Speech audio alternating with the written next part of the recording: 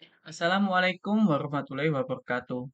Perkenalkan, nama saya Nabil Arus Muhammad dari kelas FRE 19 NIM 054.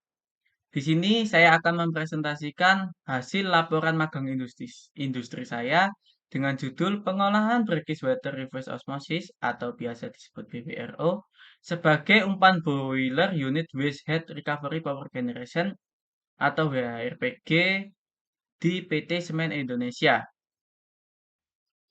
Baik, berikut merupakan topik yang akan saya sampaikan, di mana yang pertama terdapat pendahuluan, yang kedua SOP dan ketiga unit WRPG, yang ketiga analisis pembahasan, dan yang keempat yaitu penutup.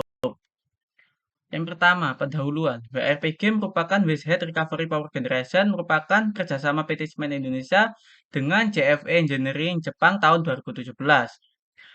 BRPG merupakan pembangkit listrik yang memanfaatkan gas buang di pabrik Tuban. Gas buang tersebut berasal dari proses produksi semen dari gas sisa pembakaran pada kilen dan udara panas yang berasal dari proses pendinginan klinker. BRPG mampu menghasilkan kapasitas produksi listrik mencapai 8,5 megawatt. Kemudian, untuk tujuan yang pertama mengetahui pengaruh dari uji pH, conductivity, turbidity, alkalinity, dan total hardness. Yang kedua mengetahui performa dari uji pH, conductivity, turbidity, alkalinity, dan total hardness. Dan yang ketiga mengetahui nilai performa dari uji pH, conductivity, turbidity, alkalinity, dan total hardness. Untuk yang selanjutnya yaitu sedikit penjelasan mengenai sistem instalasi pada WRPG. Di mana seperti yang sudah saya jelaskan, eh, pada WRPG ini memanfaatkan klinker, uap pendinginan klinker, dan panas pada kilen. Kemudian, uap dan panas tersebut akan dialirkan menuju steam. Steam sendiri merupakan wadah untuk menampung uap dan panas tersebut agar diteruskan menuju turbin generator. Sehingga pada turbin generator sendiri akan menghasilkan energi listrik dan akan dikembalikan menuju proses produksi semen yang ada di pabrik semen Indonesia sendiri. Sehingga dapat menekan biaya pengeluaran listriknya. Untuk yang selanjutnya yaitu merupakan SOP dan K3 unit WHRPG.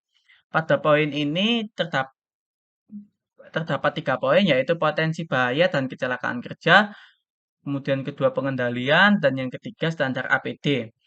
Untuk yang pertama, potensi bahaya dan kecelakaan kerja yaitu yang pertama terjatuh dari ketinggian, di mana untuk pengendaliannya yaitu jangan bersandar pada handrail, yang kedua selalu menggunakan harness. Harness sendiri merupakan rompi vest yang dilengkapi dengan tali pengaman ketika kita memanjat. Sehingga ketika kita memanjat, kita tidak sampai terjadi hal yang tidak diinginkan seperti terjatuh secara langsung seperti itu. Yang ketiga, tidak lupa selalu berkoordinasi dengan penanggung jawab area. Yang kedua, terjepit peralatan berputar, di mana pengendaliannya beri tanda pada area berbahaya. Yang kedua, hindari kontak dengan objek. Yang ketiga, menggunakan APD. Untuk yang selanjutnya yaitu tersengat aliran listrik, di mana pengendaliannya sama dengan terjepit peralatan berputar.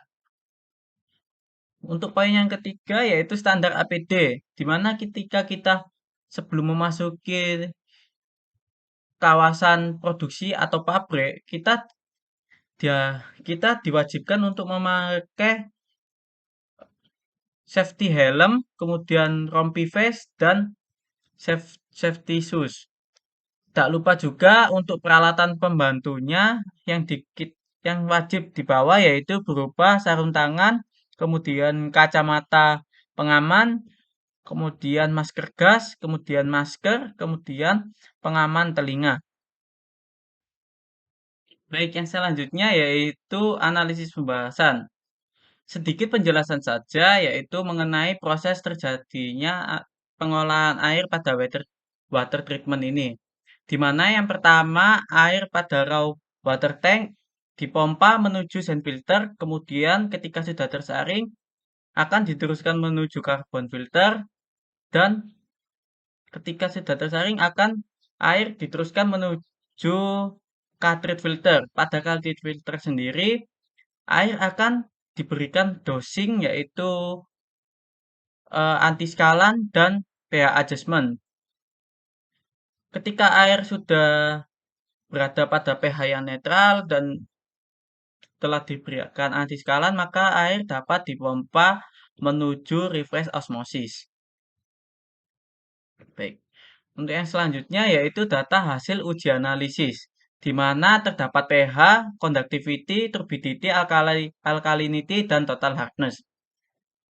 Di mana yang pertama penjelasan mengenai uji pH, yaitu pada uji pH sendiri memiliki rentang pH 9,8 sampai 10,8.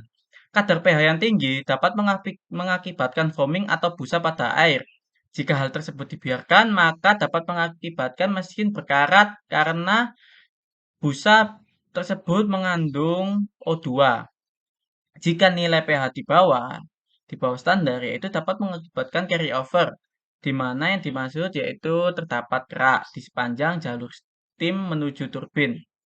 Pada analisis tersebut didapatkan nilai rata-rata uji kandungan pH yaitu 10,12 di mana nilai tersebut masih di bawah rentang pH.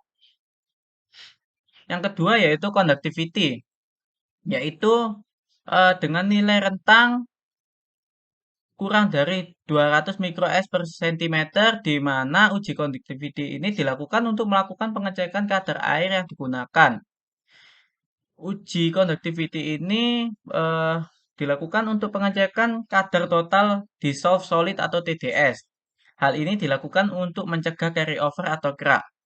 Pada analisis conductivity didapatkan nilai rata-rata yaitu 212,10 mikroS per cm.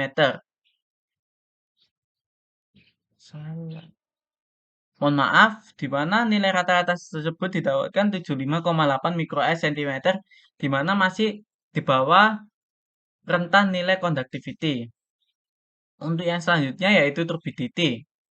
Uji turbidity ini untuk melihat tingkat kekeruhan pada air dengan rentang nilai kurang dari 20 nanometric turbidity unit atau NTU.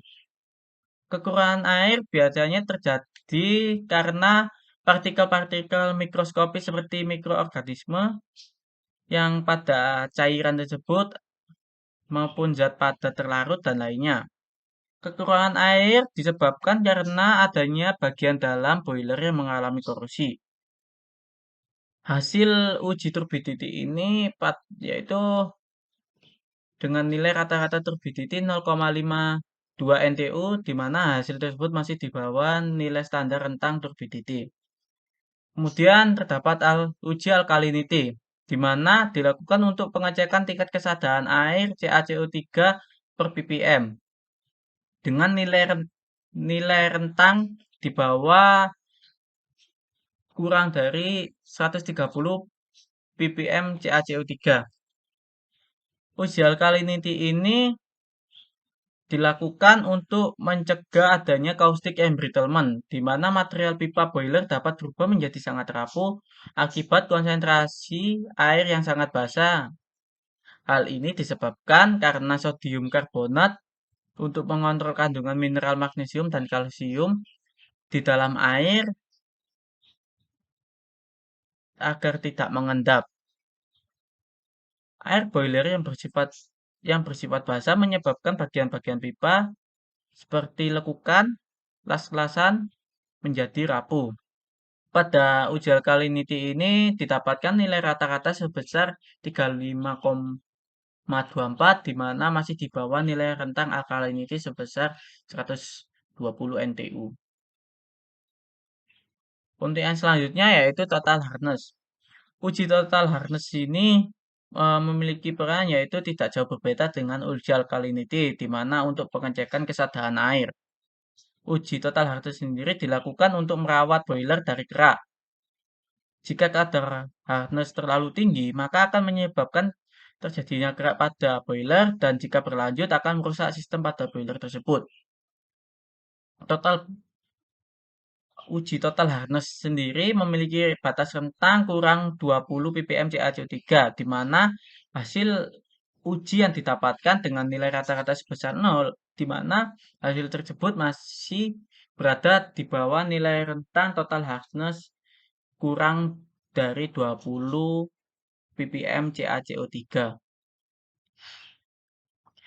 Untuk yang terakhir yaitu kesimpulan, di mana yang pertama pengolahan limbah air payo yang biasa disebut BWRO sebagai umpan boiler sudah cukup optimal sebagai perawatan tanah agar tidak tercemar oleh limbah sisa pembuangan pabrik yang mengandung berbagai jenis logam. Yang kedua, pada proses pengujian dilakukan untuk pemeliharaan boiler dari korosi, carryover, caustic embrittlement, dan lain sebagainya. Pada hasil pengujian didapatkan hasil performa masing-masing pengujian yaitu pada pH 93,3%, conductivity 96,6%, dan untuk turbidity, alkalinity, dan total hardness yaitu sebesar 100%. Untuk yang keempat, pada hasil uji masih terdapat performa yang belum 100% sehingga mengakibatkan beberapa dinding alat maupun saluran pada boiler terdapat korosi maupun kerak. Mungkin cukup sekian yang dapat saya sampaikan, kurang lebihnya mohon maaf. Wassalamualaikum warahmatullahi wabarakatuh.